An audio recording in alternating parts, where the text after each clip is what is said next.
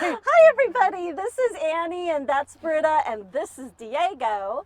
And today we're visiting Britta's Animal Training and Pet Services. Welcome to Animal Bond Academy.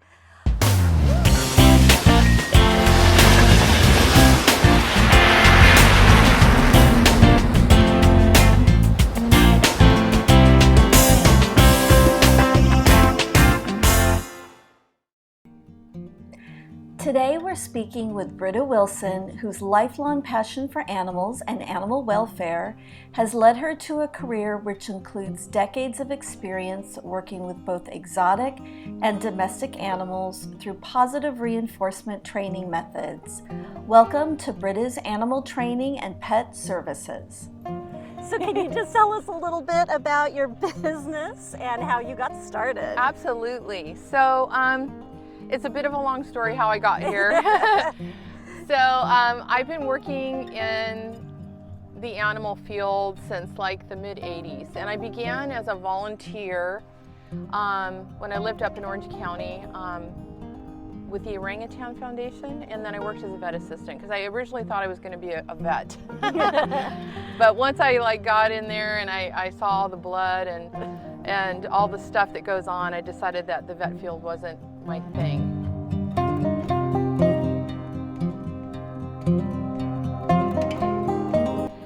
So, I've always been into animal welfare, and I wasn't really sure exactly, where I would end up, but I got my degree at Long Beach State University. I have a degree in psychology with a minor in biology and an emphasis in animal behavior. I've always been very, very interested in animal behavior and animal welfare. Those are my two things that I really enjoy. And I did my internship while I was in college at the Santa Ana Zoo in Orange County. And my internship was studying the interspecies and intraspecies behavior of animals in a new exhibit that they had just opened called Amazon's Edge.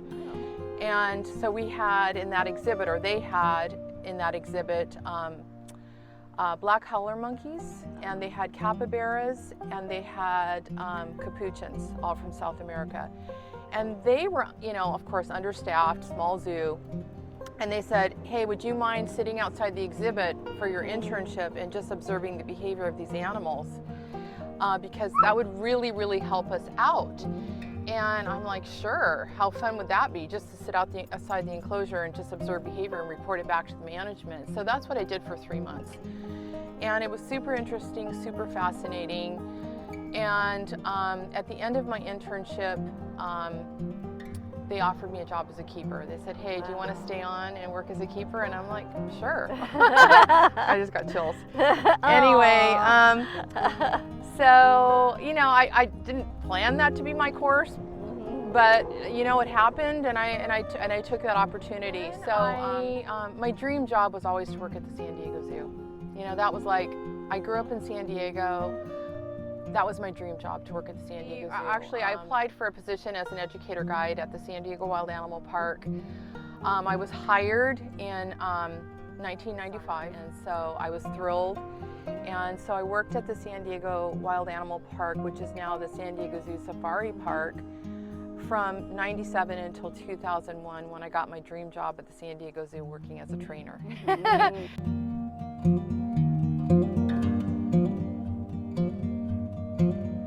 Not only was I a trainer, I was hired to do enrichment for all of the zoo's animals. And that to me was like the best job I could have ever had. For the entire zoo's Yes. animals, wow. Yes, I got hired cool. for the Animal Behavior Management Department, Husbandry and Enrichment Division. And my primary role was to do enrichment for the zoo's animals. And I mean, again, chills. I was like, oh my gosh, this is my dream job. I didn't really know what my dream job was until that happened, and it's like, okay, this is my dream job to do that, because I wanted to make their lives better. Yeah. And then also part of my job was helping keepers with husbandry procedures, so because my job was to help keepers, look in, animals' mouths, look at their teeth, check the inside of their mouths for, dentals, or, take blood, do different types of husbandry procedures and things like that. So that was another part of my job. And so it was super fun.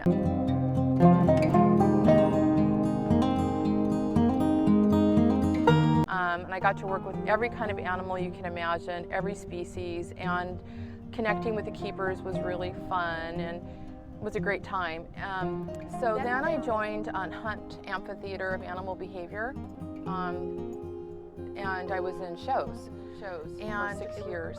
And I worked with incredible animals, the cheetah and the dog, the golden retriever that are famous, clouded leopards, a reindeer, Arctic wolf, clouded leopards, binturongs, red-tailed hawks, hedgehogs, alligator, a whole menagerie of animals. And that's when I truly became a trainer. Learning how to clicker train, working with incredible animals. And I was first introduced to clicker training when I was at the San Diego Wild Animal Park. So that's when I first got turned on to clicker training at the Wild Animal Park. I wasn't allowed to clicker as an educator guide.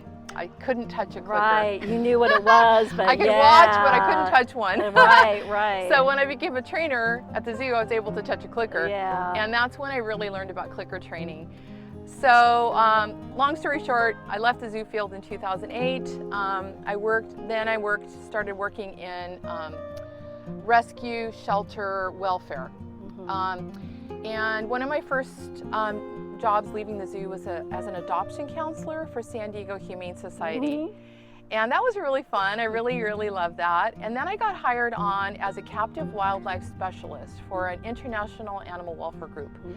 And I worked to help elephants in captivity and zoos and circuses. I was trying to get legislation passed to ban the bullhook. When I worked at the zoo and Wild Animal Park, I used to do tours at the elephant barn, and I would talk about everything related to elephants. And I knew a little bit about the training with elephants, but not a lot. But anyway, the bullhook looks like a fireplace poker. So it's got a sharp pointy end, and then it's got a little curved end. And basically, the bullhook is used to manage elephants in free contact training. So unfortunately, that bullhook is a device that's used to hurt the elephants. The pokey edge, the pokey one, the part, pokes them, can jab them. And then the hook, they can hook them and pull them. And they also hit them with them. And anyway, it's just this device of torture, essentially. And so my job working for that group was to help get legislation passed to ban the bullhook.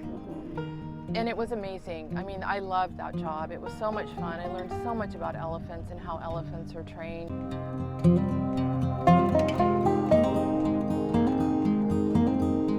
I started my own business in 2012, Britta's Animal Training and Pet Services. And originally I had started with just offering dog walking and pet sitting. And then I started to grow and grow and grow. And then I got my certification in dog training through Karen Pryor Academy. And I started offering training. And when I chose my logo, I picked actually, the heart, because I'm positive reinforcement. I'm a clicker trainer. I thought that was important to show that that's how the person that I am and the trainer that I am. And I also picked a horse, a cat, and a dog because of my zoo experience. I thought, I don't want to limit myself to a certain species. I can train any animal. I can train a horse, I can train a dog, I can train a cat, a guinea pig, an elephant, a rhino, guinea pig. Anything, because I'm a clicker trainer. So that's why I chose my logo. Got my certification in dog training through Karen Pryor Academy, and I learned really the science behind training, and that really completed that whole circle for me as a trainer.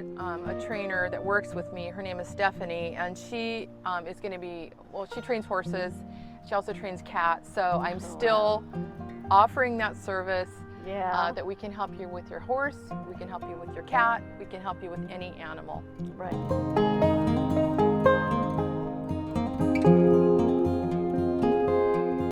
So this is Diego, and Diego is an Australian Labradoodle.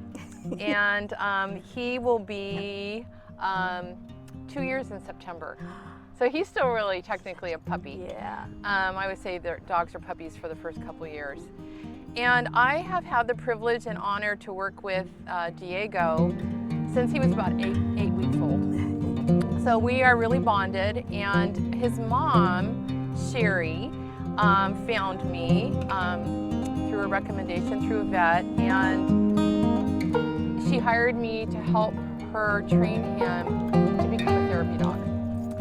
So we've been working on his Canine Good Citizen certification, and so that's what we've been working on. And so he's smiling right he's now. Smiling. So we've had a little bit of a hiccup because of what's going on right now with the COVID, but we're waiting for things to open back up so she can move forward with the therapy dog training.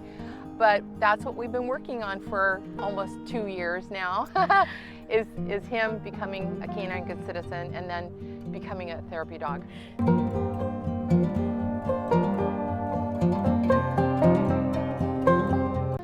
So, as I mentioned earlier, I'm a positive reinforcement clicker trainer. So, positive reinforcement is when you, when a behavior is followed by a reward.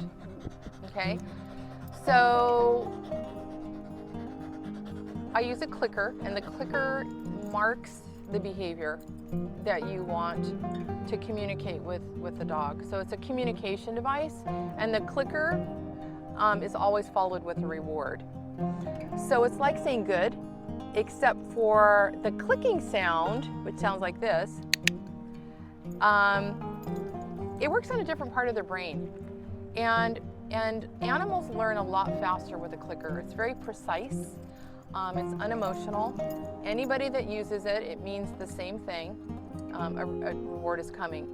So once the dog or animal knows what the clicker means, you can start training behavior.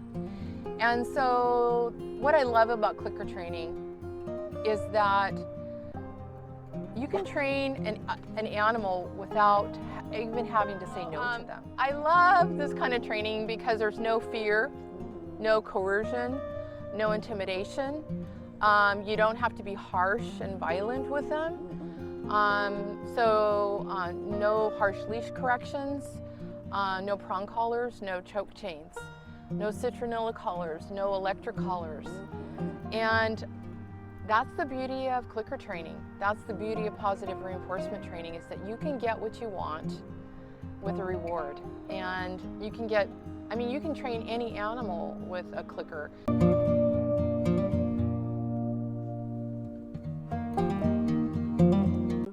So he's a young little pup. Right. But he's super relaxed. He's just hanging out. And I noticed that you're giving him treats throughout, and he's doing a great job. Thank you. Okay. So right now what we are doing is we're working on a behavior called, I call it a few different things. I call it the magic carpet, because magical things happen on this carpet. Ooh, I'm sharing his rug. magic carpet with him, sorry. I also call it relax on a mat, and I also call it settle on a mat. I like when I work with children, I say the magic carpet, because it's fun, Yeah. So magical things happen on this carpet. So basically, as early as 8 weeks, when I started working with Diego, I've taught him how to settle on a mat, and his mom, Sherry, also works to reinforce that behavior. So when you first start training settle on a mat, I just start with putting treats down on the mat, and then the dog starts eating them, or the puppy. And then eventually what happens is they get tired of standing, and then they'll maybe sit down or lay down. At that point, I jackpot. I give them several treats, and then I just slow it down to one at a time to keep them in place. So essentially what I'm working towards is shaping relaxation. So rather than telling Diego to lay down when he may not be emotionally there, he may comply with me, but he may not be relaxed. I'm teaching him, I've taught him how to relax when I put this mat down. So the mat becomes the cue to settle. And then by dropping the treats on the mat, I'm just rewarding him for staying. Right. You know, sometimes what you can also do when they're at home and comfortable is give them something to chew on. Once they've laid down, you can give them, you know, something that they like to chew on. So you don't have to keep dropping the treats. But it's a useful behavior for your dog to learn. So you're able to, you know, take them out to have coffee. Right. You can go out for dinner with them. You lay the towel down or the mat, and they settle at your feet. So it's not unlike what a service dog would do. Yeah. So yeah, it's a very useful behavior. It helps them chill. It's kind of like yoga for dogs. He's doing doggy yoga.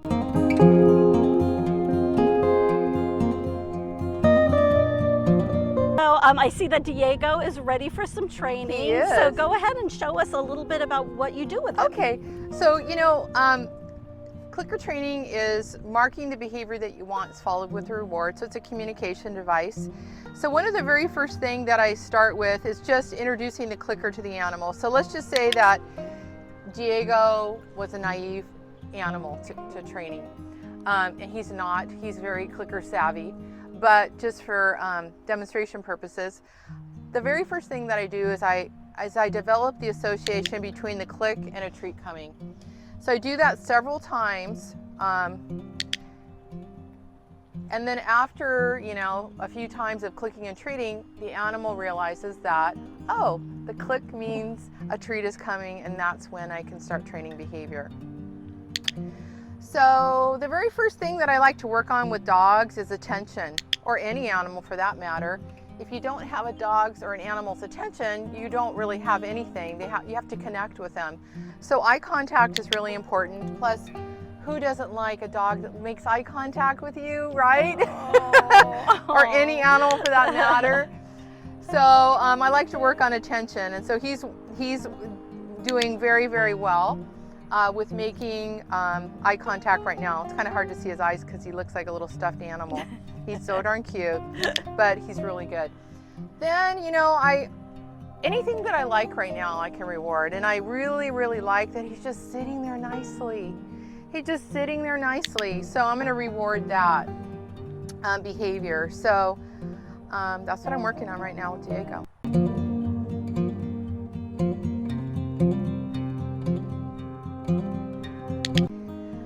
Another behavior I like to work on is targeting. So targeting is used often in the zoo field for moving animals around, positioning animals for husbandry procedures and things like that.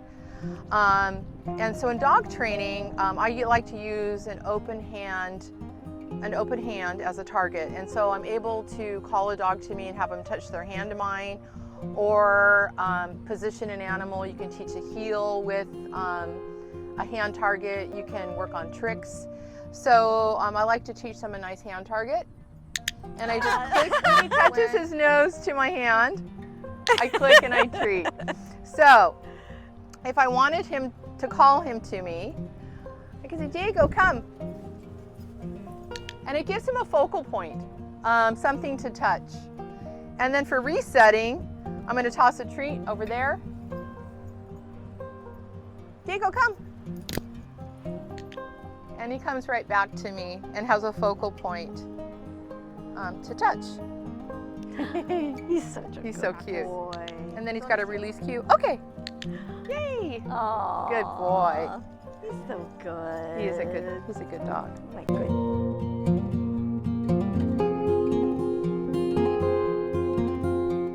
Clicker training is one of the best things that you can do for your dog, or any animal. You know, they look forward to training. Yeah. They have to think about how to get that next click and that next treat. Like right now, he's like, when's my next treat? So if you want to provide mental stimulation to your dog, I highly recommend clicker training. It's great for horses too, you know, that are in stalls. For people that have horses and they want to just provide some enrichment for them. It's a great way to provide enrichment. I'm gonna have to. So any animal can be clicker trained. It's Absolutely, not just, yeah. yeah. Yep. Very cool. Any animal can be clicker trained. So the other services that I offer other than training, I'm a full service company. So I offer pet sitting, dog walking, training for all species. I offer board and train. So if you want to go on vacation and have your dog trained, that's a great thing to do. That's in a leave-behind.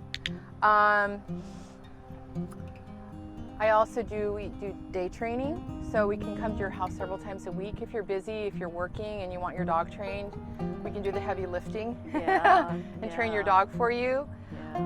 So we, like I said, we train dogs for therapy dog work, canine good citizen training. So really we're a full service company offering everything you need as far as caring for your pet, walking your dog, training your animal.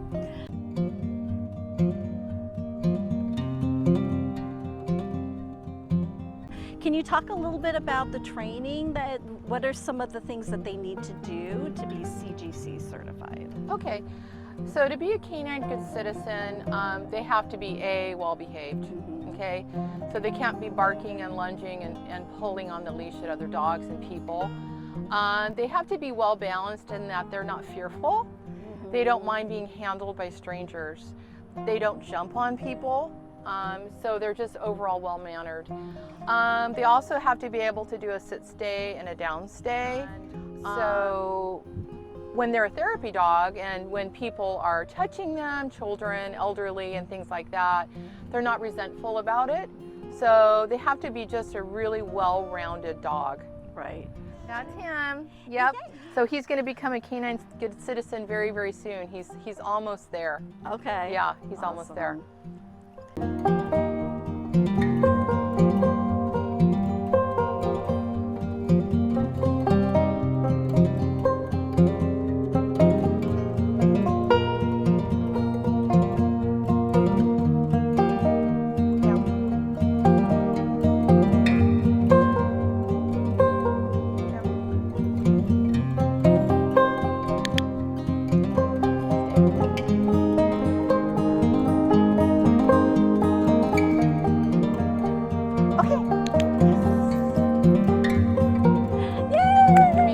So that's it for us, everybody. Thank you so much from Annie, from Britta, and Diego, of course. And we'll see you next time on Animal Bond Academy. Bye. Bye.